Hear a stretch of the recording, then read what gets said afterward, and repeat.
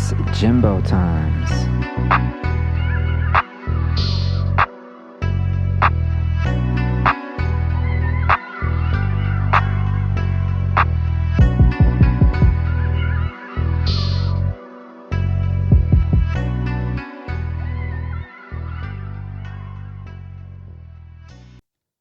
So, Andrew, and it is such a pleasure to be joined by you at JT the LA Storyteller Podcast this morning. Welcome, brother. Hey, man. Thanks for having me again. Oh, Appreciate 100%. it. We have to chat with Andrew because Andrew's up to a number of things. Andrew's a creator slash business owner, but you know what? Let me not take your intro from you. Why don't you tell the Los Cuentos listenership about yourself, Andrew, and the man? I'm originally from Philadelphia, and I moved to LA about 21 years ago. I've worked in a variety of different industries, everything from working at a boba shop to working in reality television, and then I eventually produced a couple indie feature films, and then opened this business called Philly Cheesesteaks about 11 years ago, and been working there ever since as the managing director of the company, and looking to do bigger and better things with our business, but always making sure we stay true and continue to make wonderful, delicious cheesesteaks for everyone in SoCal. I mean, even just picturing one now, that cheese oozing, I'm going to make it a priority to make it out to Booze this week. Yeah, come through. We got you. 100%. Now, you're also a very versatile business owner. So before we get into the backstory of Booze and what you're up to with Booze right now, why don't you tell us a little bit about this Brazilian Jiu-Jitsu competition that you just participated in too? Because if you don't know, now you know. Drew is also up to some training and actually has quite a few belts to his name. Why don't you tell us a little bit about that for a moment? So I am currently a blue belt under Cabrinha here in Los Angeles, and I started Brazilian Jiu-Jitsu 2018 as a way for me to continue to just be fit and whatnot, because working in the restaurant game was kind of crazy. You kind of get these crazy nights where you're just constantly drinking.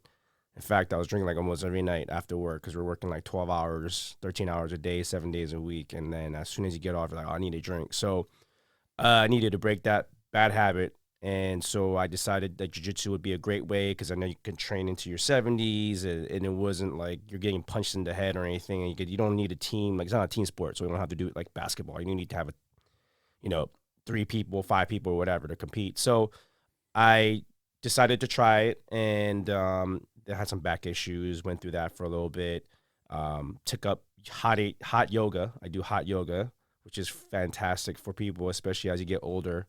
And then, I've been training ever since like 2019. Well, I did yoga for a while. I was out for a minute, did yoga to kind of rehab my back a little bit. I highly recommend doing yoga for any sort of back or any sort of minor injuries to get back to recovery. Definitely try yoga. It's fantastic. And then I started back in 2019, I believe March, and I've been training ever since. I finally got my blue belt like 2 years ago, and trying to get to my purple belt, which hopefully in the next year or so that'd be cool. And so this past was a month ago or so, I went to my first tournament in Cerritos, and I was originally in like the 41 to 45-year-old division. At my weight class, I was a lightweight class, and there was no one in my division, so I had to go down to the 30-year-old division because there was like 10. I wanted to fight, you know what I'm saying? So I saw the one that had like 10 people in it, and I was like, all right, cool. But I was like, dang, these are all like young 30-year-old motherfuckers, But I ended up, I went to do my first fight. I did lose, but I gained so much. It was like my first ever 1-on-1v1 tournament. People are yelling and screaming. The fight starts, and it was really awesome. I learned a lot about how your mind can really focus when there's this competition right in front of you. Once the clock went and the bell rung for the competition to begin, I got really focused, and I was going up against a really tough guy. He knew what he was doing, and I actually lost. I got DQ'd because I didn't understand something about one position with the leg lock, and then so I got DQ'd. So that's how I lost. But I was losing anyway. I was down 11-0 because The guy knew what he was doing. I didn't. But I gained a lot from that first fight because now, like, for my next one, okay, I know what to expect. So in a way, like, it wasn't really a loss. It was more of a win for me in the sense that I learned a lot about what to do, what not to do, had to do more research on the rules, and then preparing for my next one in December. I mean, congratulations to you for that. I think there's nothing better than encountering a loss for your first fight, actually, because I think it makes you reflect on what your process was leading up to that. And it makes you reflect, too, on how to improve, how to get into that second match. There's a quote out there somewhere that's like, there are 1,000 lessons in a loss, but only one in winning. The other part about Brazilian Jiu-Jitsu is that it's a beautiful sport, as in, like, it's very elegant in the way that y'all compete with each other. So, man, that's pretty neat.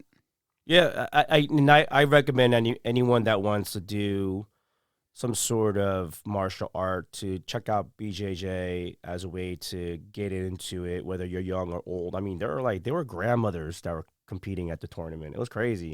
What? Yeah, so it's cool because you're not getting punched in the head. Like, listen, I do Muay Thai.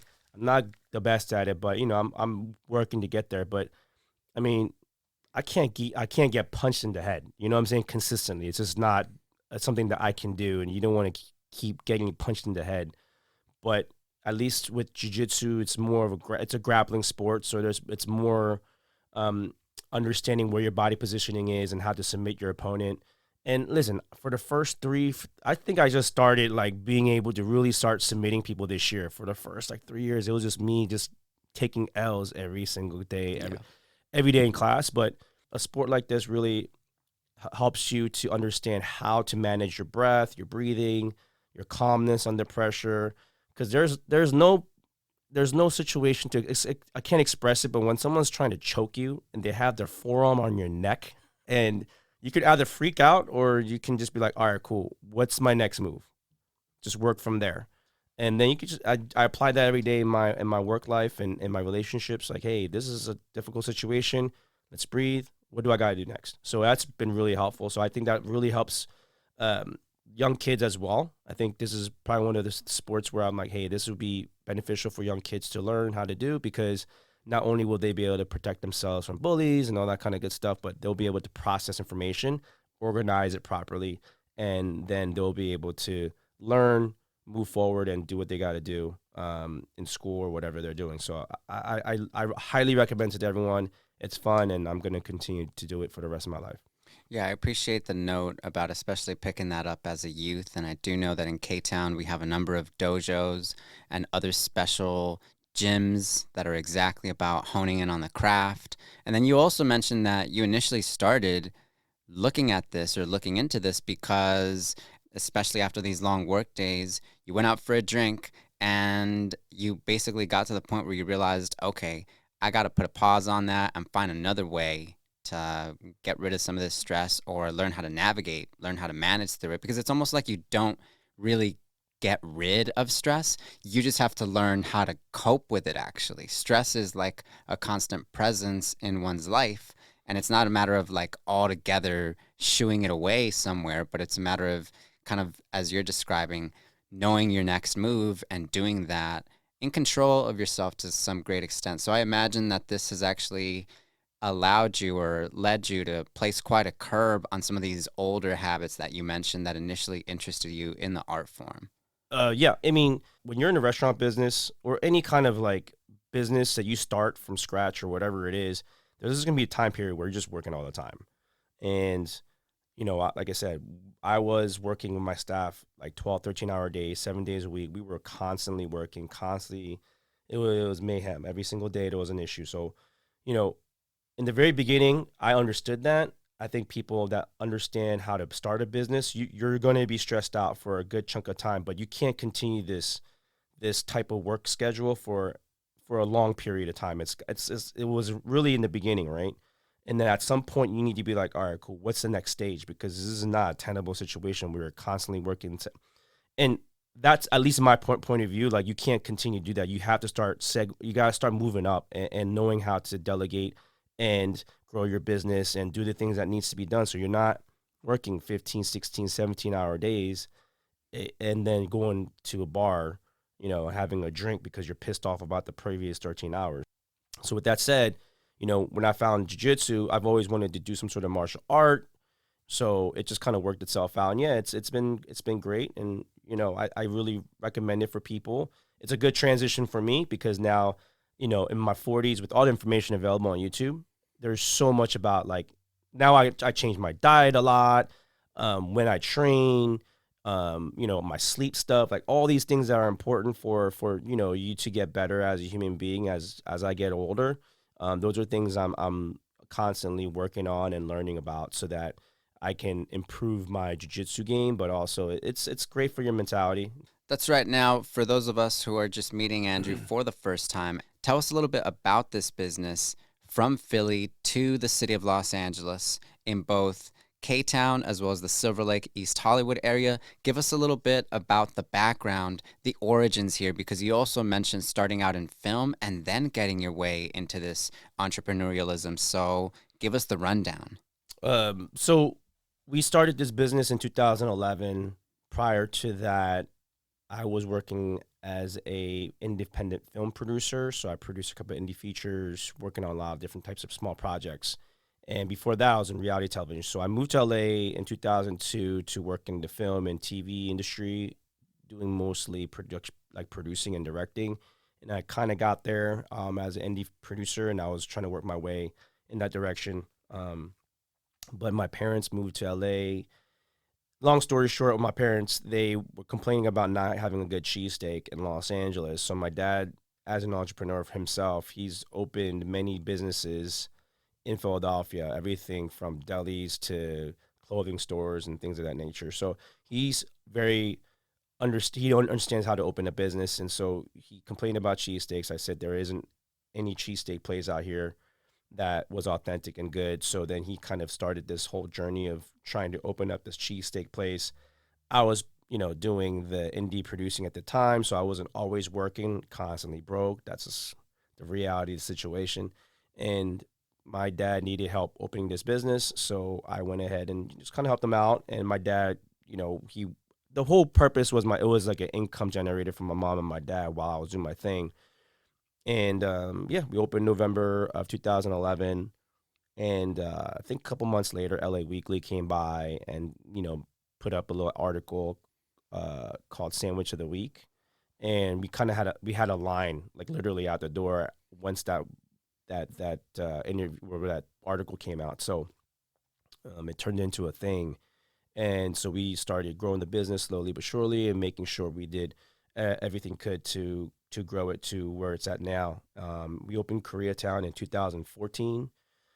And we also had a location inside the Forum. I believe that was like 2016 or so, 2017. So we had 3 locations going before the pandemic. And that's just how the business started. But, very humble beginnings. We didn't start with very much.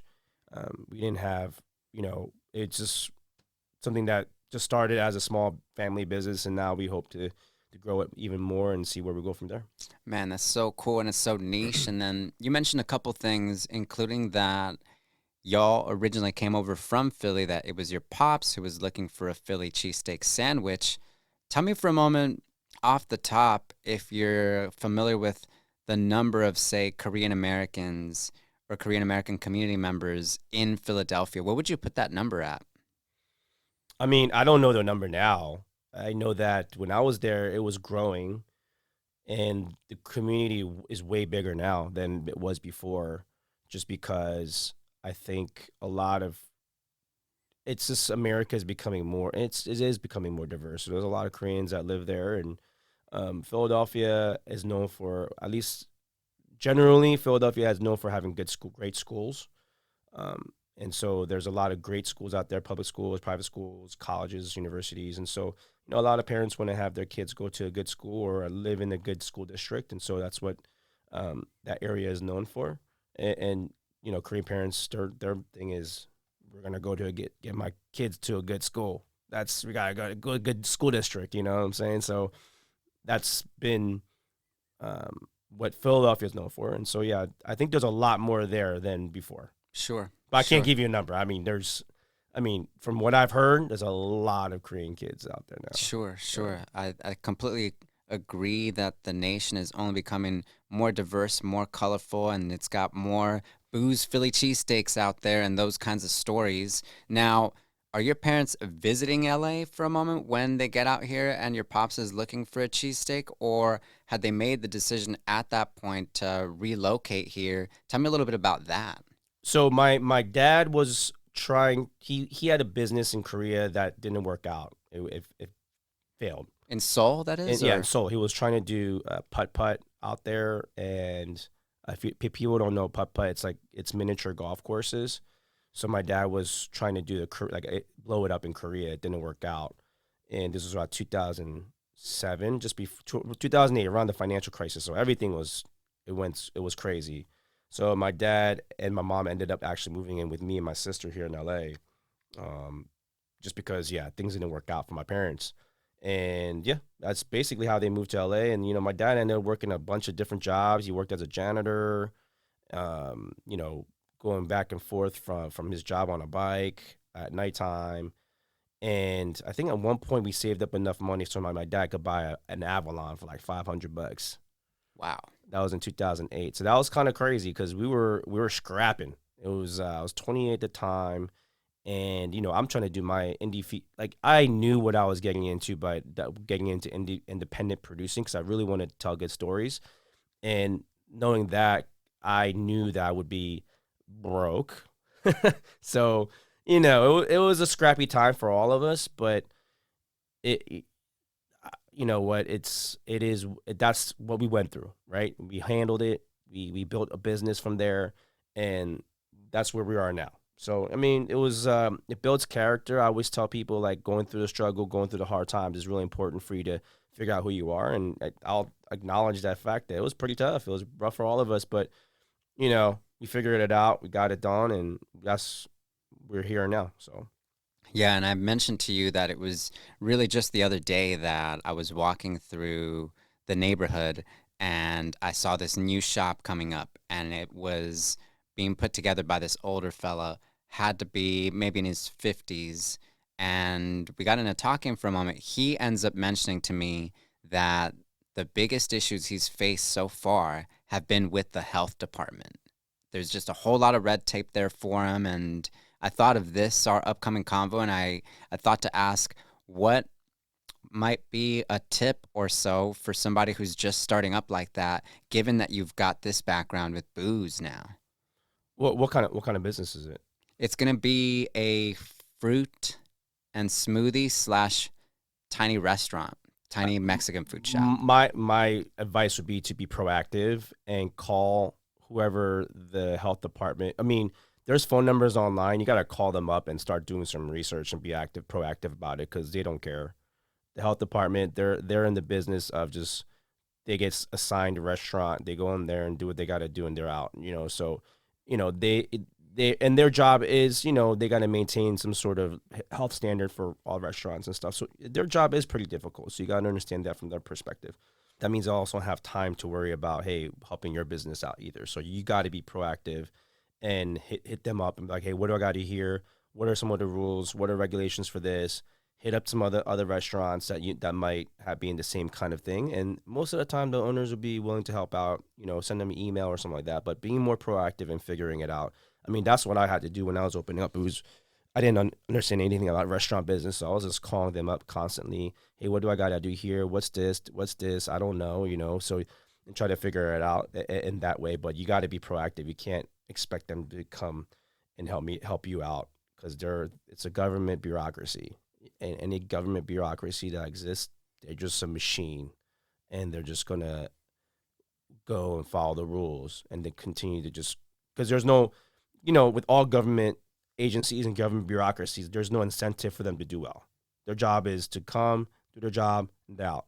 Follow the rules, regulations, and they're out. That's it. So you got to understand that from their perspective, there's no incentive for them to help your business be successful or help your business grow. It's really the person that you are. You have to be proactive. You have to go out and find out what it is and figure it out on your own because that's basically what entrepreneurship is. You cannot depend on, especially a government, to help you out. Man, that is some sound advice. And of course, you also mentioned getting linked, starting up a network, starting up a community, and making something such as starting a business a conversation between you and a handful of other people. You also bring to mind that booze has a fascinating backstory in terms of how you came up with the name. So maybe tell me a little bit for a moment about how we got to booze, because I find it to be a fascinating, catchy name, but I want to know more about where it comes from. So Booze is named after my grandma. Her name was Lee Boo Soon, so it's actually a Korean name. And when my parents and I were coming up with a name, I felt that Booze was the best name that we can. I think there was like two or three other names, but I think Booze was the best because it just had a nice ring to it. I thought that it was something that we can, and there was something behind it, right? It was my grandma's name. My grandma, she was pretty much the only other person in Philadelphia that raised myself and my sister. She, because we, when we were growing up, we didn't have extended, like a lot of extended family. I had two cousins in Jersey, aunt, uncle out there, and then my grandma in Philly. So it was just basically always my grandma, my immediate nuclear family, so my sister, myself, my parents, for the most part. So my grandma would always babysit my parents. They were always working. So, or I would figure out we would have to go meet there or whatever it was. But she was the one that kind of was the other person to help raise us when we were growing up. So I just thought it would have been great to have that as kind of like an honor of my grandma as well, to make it something more of a family thing instead of like, hey, we're gonna call ourselves some sort of random cheesesteak place name that makes no sense. So it just made more sense in that sense. And I just remember, all those memories of my grandma making food for us and feeding us. So it felt like it was the right name. What kind of food would grandma make? Oh, it was all Korean food. Korean food. You know, she always made a lot of panchan, all kinds of good Korean food for us. So no complaints there whatsoever. Yeah. Right. Everybody ate well. It was a whole lot of love from the family. Do you make any of these recipes now just at home on your own time? No, my grandma made all this stuff by hand, so it was whenever she had time, she would just make it. You know what I'm saying? So it wasn't like, yeah, it wasn't. Now it's not processed stuff. It's she would I would see her and my mom sometimes will help out and some other relatives when they come over, but they would make this stuff, from scratch. So I don't. I wish I could, but to learn Korean cuisine is a lot of prep stuff, man. That's a lot of Right. It's going work. to be another journey, just like with Brazilian Jiu Jitsu or getting better at your jump shot out there. It's going to take a minute. Now, I'm walking around, I'm looking at the price of gas, I'm seeing the way that everything's going up. I got to ask you for a moment how this has affected your business. I got to ask you how, especially since the pandemic, things have shifted for y'all, including what the cost of everything is. Maybe you can tell us a little bit of the backstory here too. Well, I spent a lot of time, especially the last couple of years, really getting into the nitty gritty about our financial system and how it works. Because, when you own a business and you start seeing how money works and taxes and things of that nature, you got to start looking into what's really going on behind the scenes and understanding how the government spends and understanding what the situation is, and obviously the geopolitical situation. You got to look at all the macro situations so you can understand your own personal micro situation. So there's a war going on in Russia with us, basically the us and Russia right now, and the us is trying to start another war with China. A lot of different supply chains are getting broken apart, and so that means there's going to be increasing costs because then it's going to cost more money to say ship something from one part of the world to the other. And gas is one of those things. And gas is probably one of the main drivers of inflation because most of the world needs gas to operate, whether it's ships, planes, cars, whatever. And meanwhile, you have a strike going on. You have the writer's strike. Hopefully, they figure it out with actors. So there's no filming going on. There's no activity there. Then you have the UAW strike. They're not making cars right now, and then that's happening. So no cars are being made. So no economic activity is happening. And so there's all these pieces of the puzzle that are happening throughout the country right now and throughout the world, and it's all affecting the gas prices. So now I'm looking at the gas prices and I'm looking at it and I'm like, man, if this continues to go up, it's going to affect the cost of all my stuff like cheese, you know, whatever it is, everything that we bring into the store. And so now I have to be aware of that because I mean, our customers are price sensitive. I can't keep raising prices. You know what I'm saying? I just don't want to do that either because I want to present a value, a product that's brings value for a good price. And so, even if you go to McDonald's, man, I mean, Yeah. it's super expensive, like compared to what it was before. And so everyone has to raise prices. Consumers are going to get squeezed. And so it's a very difficult situation. So to answer your question about how it's affecting us, I have to be even more vigilant as to what's going on around the world and around Los Angeles and everything, and understand what's happening and being able to understand how to maneuver from there because I have to know, hey, what to expect in the next few months. Okay, cool. Well, oil prices can go a lot higher because winter's coming. And guess what?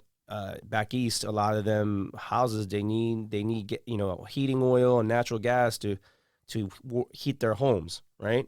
All over the northern hemisphere. Exactly. So then that's not just here; it's in Europe, and then they just basically they're not buying Russian gas, and the Saudis are saying we're going to cut production. So there's all these things going on. I'm like, okay, all right, I need to be prepared for this and know where can I cut some expenses Right. here or whatever I got to do, even when it's personal, so that I don't spend more than I have to, and to become much more leaner. And that's what I think I'm trying to do is make my business very lean, very light, very efficient, so that we don't have to worry about these problems that I know are going to come down the pipeline, whether it's next month, 6 months, or a year from now. And then we have the elections in 2024, which is going to be chaotic for this country. So I got to prepare for all those things in terms of how we're going to operate. Now, at this point, are you maybe every couple of weekends or so linking up with a planner, a budget analyst, or somebody who's basically going through your accounting with you to kind of look at the numbers and maybe see where these costs might be cut? How is that process working out for you as a small business owner? So yeah, right now I'm me and my team we're going through all of our expenses and saying, hey, what can I cut? What do we need? What do we not need? And then we don't need that. All right, cool, cut it. So we've been doing that for the last 6 months. And I mean, for example, I had a marketing team, and I realized, okay, cool, that's the first thing that I could cut because I'm gonna do marketing myself, Right. right? So we're just going through all the little nitty gritty things and say, we don't need that, we don't need this, we don't need that. What do you guys need this? They say, oh, we don't need this, oh, we need this. So we'll just go through that. I'm like, all right, cool. Well, we don't need it. All right, let's cut it. So it's more of a team thing because I can't see what they don't need or what they do need all the time. Of course, of course. And actually, we're talking a little bit about the inside of the business up to a point, but I want to ask you about the outside. I want to ask you a little bit about the city of Los Angeles and how the city of LA is doing in relation to your small businesses at this point. And in particular, what I got in mind are the growing number of people without shelter and how that is likely impacting small shops like yours, because when pedestrians go through a street like Wilshire Boulevard, where your second location is at, you can see that, oh man, like there are a whole lot more people today out on the sidewalk than there were just a handful of years ago. And I can imagine that it's affecting your shop to one extent or another. So maybe you can shed some light on this for us. Yeah, so the homeless situation, it's gotten definitely worse over the past 3 years since the pandemic started. And yes, there's there a mental health issue with a lot of them? Yes. Are there ones that are taking advantage of the system? Yes. So we have a situation where we have a city that cannot maintain whatever it is they're trying to do because it's a bureaucracy. Once again, you have people eating off. For example, you have the homeless. What's it called? The homeless industrial complex, where people that work in the homeless industry, they're going to be out of a job if they get rid of homeless people. So of course they're gonna make sure that they have a job. That means you need to continue to have homeless people on the streets. So they're not going to provide the full on services that these people need to get off the streets, right? And so that's frustrating because I'm like, okay, well, my tax dollars are going, we're paying crazy tax dollars to this city, and you have this major bureaucracy like I said, of people that are working for the government. And not to say that, they're bad people or good people. It's just more just the system allows for this because it's how the system works. It's government. It gets too big, and then you have people that have a job, and they're gonna maintain their job. They're not gonna try to lose their job, right? So looking at that from that perspective, I'm like, okay, cool. Well, this is not gonna get fixed unless you have a person that comes in and literally just starts chopping at government programs, which is not gonna happen, right? So now I know that this is going to be an existing situation for a long period of time. And so for me, it was my security for my staff that I first had to really consider and say, hey, listen, we need to make sure we have a protocol because we've already been robbed a couple times in Koreatown before the pandemic, and a lot of these shops are getting robbed. There's a lot of assaults, things of that nature. The cops aren't going to come just because they're not capable. They're already short staffed, and obviously due to political situations, a lot of times they're not going to get involved unless it's a real crazy situation, right? And so, you know, I decided for myself, for my team, that hey, let's minimize as much uh, of what we used to do before, and try to really get down to doing security. I had a whole thing where like, hey, I had a company come out and teach us how to do a tourniquet and apply a chest seal and how to stop a stab or gunshot wound. That's where it's come down to because Right. that's the situation we're in. And you know, as a person, I want to see the city do well and everyone do well, but at the same time, it's like a combination of the city not being able to deliver just because of the way the whole system is set up. And so now we're in a situation where we have to know how to survive on our own and be able to be independent in how we approach it. And so, yeah, basically we've been worrying about security, making sure, hey guys, how to approach it. And, it sucks because you don't want to have a business situation where you have to worry about security, but you see it every day. I see it every day. I see people get assaulted every day. I go to my local Target, they're getting robbed every day. Like, it's the craziest stuff, right? And what can I do for the time being? Like I said, it's just making sure my staff and my business in that situation is safe, and we don't have to worry about that as much as possible, and trying to figure out what the next steps are. But you hope that the next group of people that come in are in government are going to be able to do something about it. But my concern is that there's not going to be a big change in how things operate in this city for quite some time. So I don't know.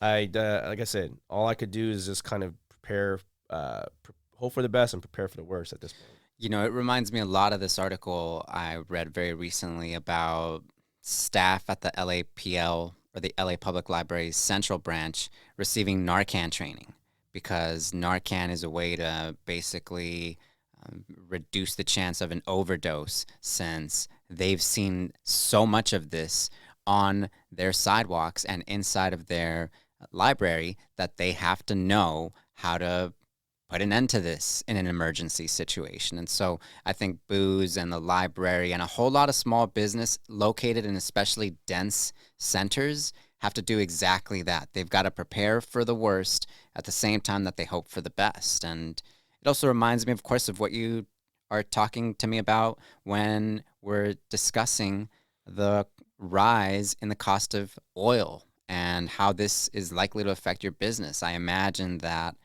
construction for shelters, construction for transitional or supportive housing is also very much dependent on market rates and what is less affordable today than it was just 3 months ago, if not 3 years ago. And so, as you noted, these things tend to stall. These tend to slow down progress on so many different fronts.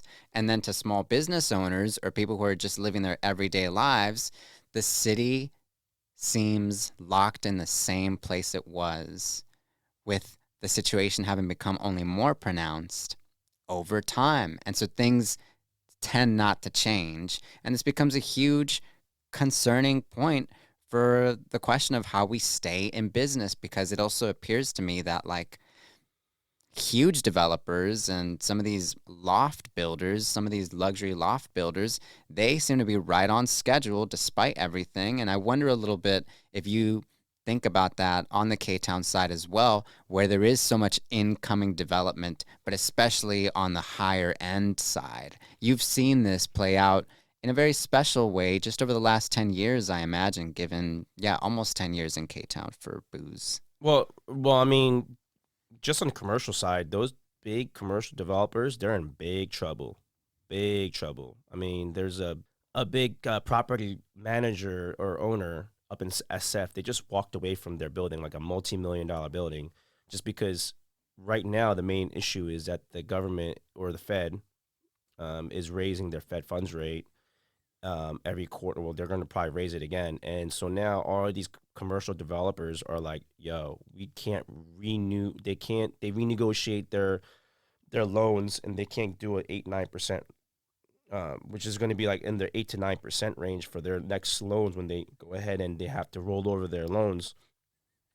They're not going to be able to afford 8 to 9%. And I don't know if you noticed it, but if you drive around, there's for lease signs everywhere. So, I get it. The property developers are doing what they got to do to at least break even so that they can sell the property at some point. But all of this is going to be a very bad situation in the next few years because, when a lot of property developers, when they buy a property, when they sell a property and you sell it to a group or whatever, they need to take out a loan.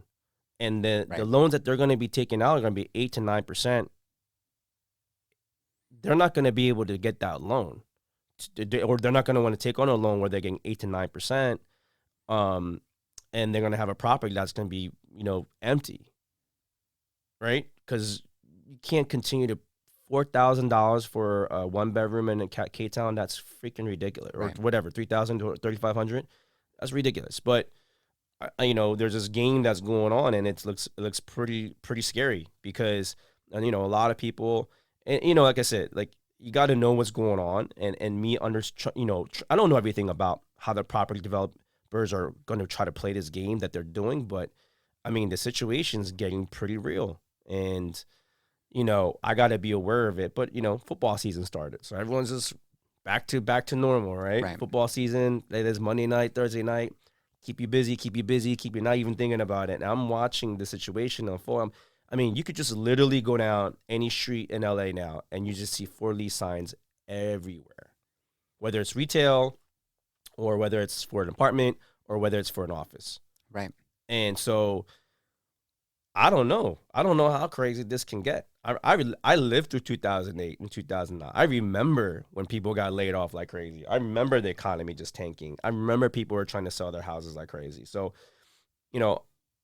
like I said, you can only prepare for hope for the best and prepare for the worst because it's you're bringing up the property developer situation. I'm looking at all the I have an office. I was like, I don't need it anymore. Right. So I got rid of it. I don't need to pay, whatever, $1,000, whatever it is to have an office space because everyone can work from home. Right. I mean, that's the same situation with WeWork. Right. WeWork was another spot where you can do whatever creative work you're up to. Why don't you do it in community with other creators? Guess what? That ends up being extremely expensive or excessive. And now that's a done story. WeWork is long past us. And I think we've seen just over the last couple of years with Silicon Valley Bank and also these layoffs, especially at these large streaming sites, that we're in for another turn. We are like right in the middle of an inflection point. But given where we are with K-Town, with the density there, with the amount of crime going up just as well, with a lack of services for folks, and then this complex, as we've noted it really is time to buckle down and see what you're doing, how you can make that the most efficient, and how you can essentially lean on your longtime customers and those new customers who are willing to support this business because it brings value at a good rate just as well, which is kind of an old-fashioned story, as in that's what small business has been in America for a long, long time. You kind of have to look inward, let the political situation play out as it will, because at the end, it is you and your team, and it sounds like this is very much where you're at with booze right now. Yeah, it's the basics, right? You you can only control what you can control within your sphere of influence, right? So I'm not going to be able to tell you who's going to win the presidency. I'm not going to tell you how you stop this war in Ukraine. But you know what I can do? I can work on being physically fit myself, being a better leader, looking at my business and saying, hey, what do we need here? What do we need here? What do we not need here? What can we do to be lean and simple and basic? Because at the end of the day, my main thing is, can we provide a delicious cheesesteak at an affordable price for as many people as possible? That's basic. To do that, there's all the stuff that I need to do. Okay, cool. I got to run my business as efficiently as possible. Make sure I make sure my guys are taken care of. Make sure they're happy, and we're making sure we're running a tighter budget, and knowing that, hey, we're expecting this situation that's going to get crazy over the next year or two. Be prepared for it, because it's going to happen. Whether people like to kind of not think about it or not. I don't know how bad it can get. It could probably just be mild. It could be crazy. I don't know. But, hey, I'd rather be prepared for it and say, all right, cool. Well, hey, our gas prices, can it go to 8? Possibly. I mean, who would have thought that would be $6-7, 2 years ago, right? So, like I said, you got to just prepare for it, and hopefully it doesn't get too crazy. But, I always tell people, hey, be lean. Be lean, you know what I'm saying? Like, don't be excessive. Like, try to do the best you can to control what you got right around you, yourself, and things you're doing, and then, of course, what your business is doing, and that's all you can do at this point. I can definitely hear the martial arts and the jiu-jitsu right there all through it. And yeah, it's interesting as well, Drew, because I was talking about it with a friend just the other day, that this idea of living excessively, this idea of living way beyond your means, that strikes me as a very recent phenomenon. I think just less than 120 years ago, really, most people were just about getting by and not necessarily living extremely well. But that idea, the idea of living extremely well and it being make or break for most people along these lines, that's not like a thing. It's just that it's so well marketed or propagandized up to a point that, hey, like, now everyone thinks they need to make it big and become a huge billion-dollar grossing company out there, when in fact, if you go lean, you end up getting by just as most people have done since, I don't know, time immemorial. So it seems to me like, yeah, we're getting back to basics, but getting back to basics is also doing away with this idea that success can only be defined by a couple of terms. No, it sounds to me like, especially when we can affect change locally and within our own lives, that is what determines success for us. Yo, listen, this is the craziest thing. So I grew up in a religious household, so I'm very familiar with the Bible, read a bit of the Quran, took different religious classes and stuff, and understand for the basics what Buddhism is all about. But if you look at all the religions around the world, a lot of the things they talk about is not, depending on the riches of the world, right? It's harder for a rich man to get into heaven than a camel through the eye of a needle, right? I think that's the phrase. Sorry if I said that incorrectly. Got that. But as I've gotten older, I've realized that these things that these religious texts and just older documents discuss in terms of like not wanting things. Like, one of the main things I did during the pandemic, especially during the pandemic, before I was not watching commercials as much, but when I stopped watching, and I love sports, but when I stopped watching sports and I stopped seeing commercials, I didn't want stuff anymore. And so because of that, I don't want things. I don't need things. I need food, but I was like, do I really need that extra? Do I want to look? I have jeans, right? I still wear the same pair or whatever. Do I really need a new one? Do I really care what I look like? I wear the same stuff every day. I do the same things every day. And so, as I've gotten older, I'm like, hey, I don't really need like 90% of the stuff that they told me I need to have to be cool, right?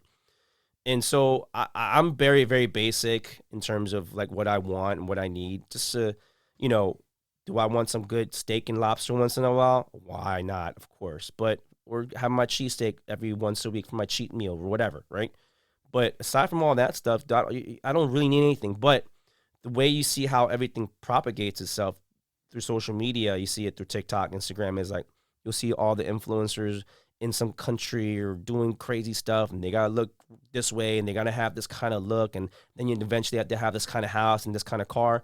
Like 90% of that stuff is fake. They rent the freaking cars. You know what I'm saying? They rent those things just to, push some sort of thing. So everyone gets into this whole cycle of, I need to have this, I need to get this, I need to look like this, I need to, do this trip to this and this and this and that. And I'm like, you don't need like 90% of this stuff. You just need to have some food and some sustenance that helps you grow and be fit and all that kind of good stuff. And then, of course, obviously your cheat meal, Boo's Philly Cheesesteaks, always delicious cheat meal. Marketing 101 right there. But also like, getting your shit together in terms of how you're focused on bettering yourself, those people around you, and things of that nature. And once you start doing that, do you really need to have a 50,000 square foot home? No. I mean, if you're a wealthy individual and you have to, because you have to put some money into a property and obviously it's an asset, makes sense, of course. But for the regular individual out there, you don't need to have, 10,000 pairs of J's. You don't need to have, a Gucci this and an LV that and whatever. Girls don't even need diamond rings. You know what I'm saying? It's just so crazy. So people get into this mode of like, I need this and this and this. You don't need any of that. At the end of the day, what you need is your family. Hopefully you maintain a good relationship with your family as best as possible, your friends, some good food, some good times, a few drinks, whatever. And then obviously, doing what you love and figuring out that whole situation. That's really what you need all in life, man. And it's just crazy. You read all like these old texts and books and stuff. It's human history. It's the same thing over again right now. People are acting stupid, acting crazy, trying to make an image of themselves, of who they are not, just to get likes and clicks and engagement. And at the end of the day, that 90% of that's fake, So yeah, I mean, I think that it's important to self-reflect a little bit, get away from watching all this propaganda and commercials, and just spend some time with yourself and figure out what you really enjoy, and then figure it out from there. But it is what it is. That's how the system works right now. And so you heard it here right from Andrew Ann himself, owner and president of Boo's Philly Cheesesteak LLC, located in the Silver Lake, East Hollywood, as well as the K-Town area, especially for those of you all who are on your grind, who are on your workouts. As Andrew said, when you get a cheat meal, looking at Boo's, including the new mini box, right? Maybe shout that out for just a quick sec for those folks who are wondering. Thank you. We have a mini box in Koreatown. It's 2 mini cheesesteaks, side of fries, side of cheese, 2 drinks, 2 sodas for $20, or 2 beers or 2 alcoholic beverages for $25 for the same box. And it's just more of like a little couple sharing, or just like a to-go thing that we wanted to kind of promote. So that's what we got going only in Koreatown right now. And we have beer and wine in Koreatown as well. Man, so you heard it here. If you got a buddy, or if you're heading out on the town for a minute, you stop by Wilshire Boulevard, check out Boo's. For just about $20 or $10 each, you get a soda and a little piece of Philly for your filling. So I totally dig that. And man, I've had a great time chatting with you this AM. I really appreciate your taking out the time from your busy schedule to chop it up with us. And Drew, we are here. We're in this. We are absolutely about Boo's Philly Cheesesteak when we get the day for it. And once again, I got to thank you for this, man. Cool. Thanks for having me. Appreciate it, man. This is great. What a pleasure. All right, y'all. Until the next time, this has been JT, the LA Storyteller Podcast. You already know where to find us. Be sure to hit that follow/subscribe button, and we'll see you at the next one. Until then, stay vigilant and stay tuned. It's J.T. out with more soon.